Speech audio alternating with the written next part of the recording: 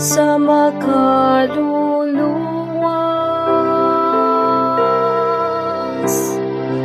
Nagahom sa Diyos ang tanang kautlanan sa yuta. Nakakita sa makaluluwas. Nagahom sa Diyos. Awiti ang Ginoo ug bagong awit, ay naghimo siya og katingalahan mga buhat.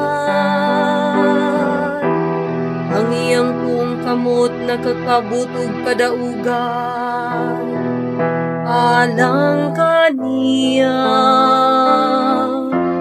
Ang iyang balaan bukton.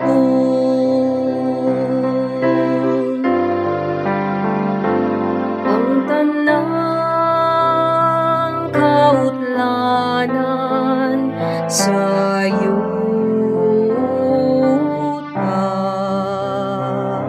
Nakakita sa makaluluwas. Nagahom sa Diyos. Ang Ginoo nagpahibalo sa iyang kaluwasan, sa tubangan sa kanasuran iyang gipadayan ang iyang katarong. Nahinumdum siya sa iyang kaluoy ug sa iyang kamatinud-anon alang sa balay ni Israel.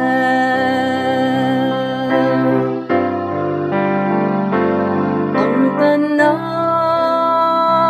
kautlanan sa yuta.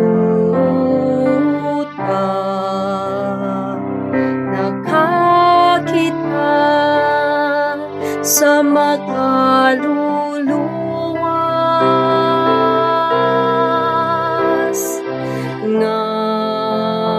Nagahom sa Diyos. Ang tanang kautlanan sa yuta.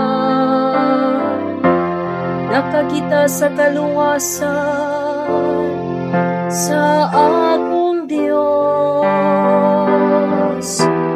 Awiti nga malipayon ng Ginoo kamong tanang kayutaan. Singgit kamo sa pag-awit, awit sa pagdayi. Ang tanang kautlanan sa iyo.